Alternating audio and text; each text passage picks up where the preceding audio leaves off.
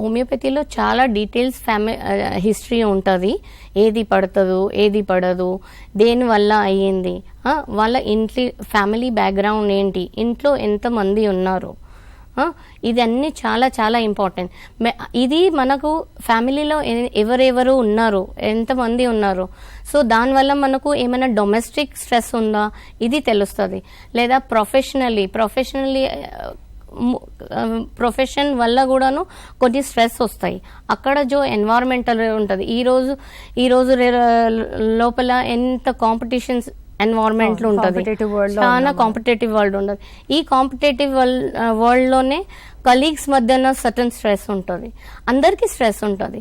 కానీ ఒక పర్సనే సఫర్ అవుతుంటాడు, ఎందుకంటే హీ కెనాట్ టేక్. ఎందుకు అంటే ఆయన నేచర్ ఈజ్ డిఫరెంట్.